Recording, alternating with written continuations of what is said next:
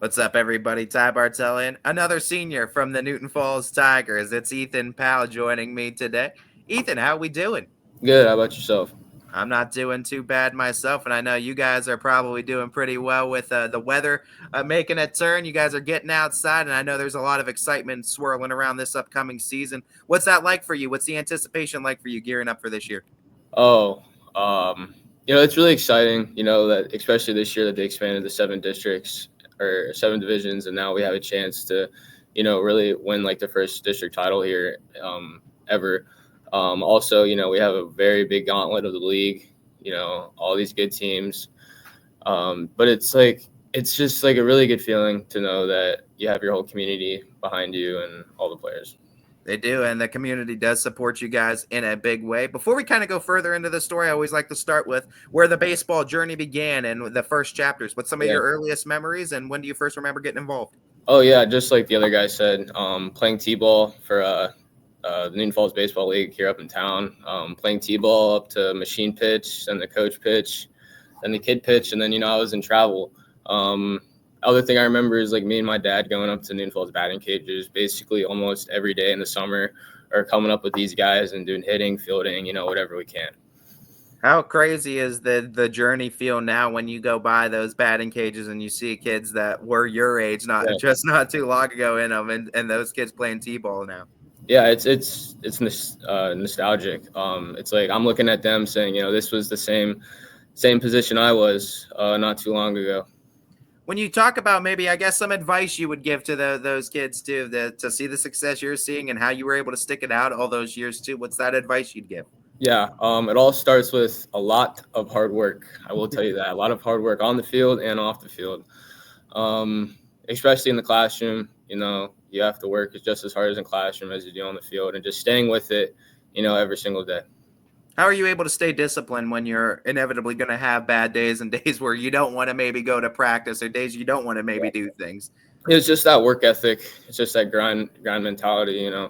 There's days that I don't want to go to school. There's days I don't want to go to practice. I do it because it's my job, and it's my job to mentor and teach all these younger guys, the way of being productive Newton Falls baseball player, and not just like a baseball player, but a person in general. It was also your job to produce on the offensive side of things last year for your team, and you did so in a big way, batting in the high 300s too. A boatload of RBIs too, handful of doubles. Talk to me about just the success at the plate too, and how you want to build off of it this year. Yeah. So I've been starting varsity ever since I was a freshman. I've hit 300, 400 every year.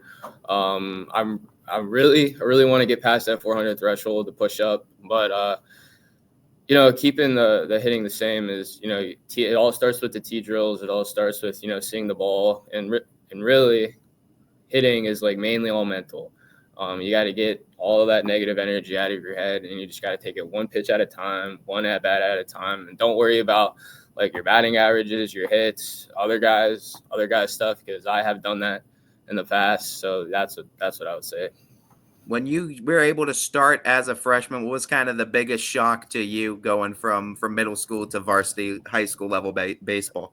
Probably the biggest reality check is when I remember the first 4 games. I think I started off 0 for 12, and it wasn't me because I've always been a hitter, and then you just have that big reality check and you get humbled. But once I still remember my first varsity hit. Once I got that first hit, it was just pure joy from there, and you just got to keep working on it. Kind of got that monkey off the back too when you got that first hit too, Yeah. and was able to kind of be relaxed. When you are going through slumps that are inevitable for every baseball player, no matter what league you're playing in, no matter what level you're playing in, what's kind of your strategy to work yourself out of those hitting lulls? Oh, so for every slump or for every time I like don't get a hit or don't get on base, I always have to change something up. It's either my batting gloves, it's either me unbuttoning my back button, me unbuttoning my top button, or if I do get a hit, I'm keeping everything the same, or changing bats. Maybe something has to change. Something has to change up. So it's very superstition Yeah, heavy with very you too. superstitious. What's the other rituals that we got going on? Is there any other kind of pregame rituals or anything else? Uh, Pre-game rituals. My dad gets off work early every game day, and I get out of school early now. So we go up to either the cages at the park or the cages at the school. We hit, and depending on home or away game, we either get on the bus, and then you got to get some food before, and then you get to the field. And then I'm a catcher, so I do my plyo routine, I do my bands, I do my throwing, and I take my swings. What's it like for you being in a position like catcher too, and managing this really talented pitching staff? Yeah, I feel very grateful because every team that I've played on has had really good pitching, especially our high school teams, even in the past. Give a shout out Trevor Rusko, Cam Huff, Leland Vargo. Like those are our 1, 2, 3 guys, and they hit their spots. But yeah, being a catcher, you're kind of the quarterback of the diamond. So I've been doing that for all 4 years of high school, and however long I play travel ball, I've always been the catcher. And I embrace it. I embrace being the leader on the field, and I really enjoy it. You said you were superstitious. Has Joe Boo made an appearance there? I know everyone likes Major League, and then any kind of Joe Boo appearance in the. Actually, when the Guardians were in the playoffs, I actually brought him out. Yeah, you have a Joe Boo. That's awesome. I love it. I love it. I love it. You talked about being a leader and being in a position that pretty much needs that kind of quality. You need to be a leader playing catcher. How seamless was it for you to kind of step into that leadership role as a senior leader now for the team and as one of those vocal leaders? Yeah, so like I said, I've played catcher the past 4 years for Newton Falls High School. And I will say, like, the first couple of years, I was not the vocal guy. I did not want to be anything in like the leader spot, or I did not want to talk. But starting at the end of the year last year, where I realized, like, hey, like, I need to make a difference on this team. So me being vocal, calling out coverages, calling out cuts, calling out whatever it may be, getting guys in the right position, that's all important, especially for me last year being a junior and me this year being a senior. Kind of mentoring and teaching those younger freshmen and sophomores like where to be. So that's How crazy is it for you to kind of see these freshmen that are playing this year pretty much in the same spot you were in just a few years ago as starting freshmen? Oh yeah, that's 3 years ago now since I was a freshman, and they would have been in middle school. So it's kind of like reality check. Like, whoa, like this is my last year of high school. This is my last year of high school baseball. And it's just crazy to think about. What's kind of been some of your favorite parts of the ride throughout high school? I'll start off with, playing Newton Falls rec ball with the guys sitting over here. I have multiple memories of playoff games, tournaments that we went to, all that. And then started moving up in travel, playing at Scene. Played for a couple teams down there, and then playing for a bunch of other different tournaments in between there. We're going to go some rapid fire questions. You ready? What is out of the pregame rituals you have, what's your favorite one? Probably hitting with my dad. Okay. Favorite overall baseball memory, whether that's you in the stands, you on the field, doesn't matter. Me hitting a walk-off to win the NABF World Series when I was 16. That is awesome. That is awesome. What is the walk-up song? Last year it was Bring Sally Up, Bring Sally Down. This year it's between Again by Fetty Wap or Sticky by Tyler, the Creator. Okay. What is the food for after a big win? What's the favorite food? The food after a big win, it's either going to Dairy Queen with the guys or going home and eating my mom's. She usually makes pretty good pork nachos, so that's what I like. mean, nothing beats mom's home cooking. Nothing can really beat that, no doubt. We talk about your position of catcher, but if you could play any other position and play it proficiently, what would it be? Shortstop. Easy. Well, why is that easy? What about shortstop? What about it that draws you to that position? Shortstop, it's like the flashiest position. I mean, you're cool if you play there, so I guess shortstop. If you could catch any one MLB pitcher, who would it be? Oh, any one MLB pitcher. Trevor Bauer. All if you're still in MLB. You want the smoke, the 95-mile-an-hour smoke from him. Mm-hmm. Who's the out of the teammates? Who's the funniest on the team? Georgie Phillips. Who's the best trash talker on the team?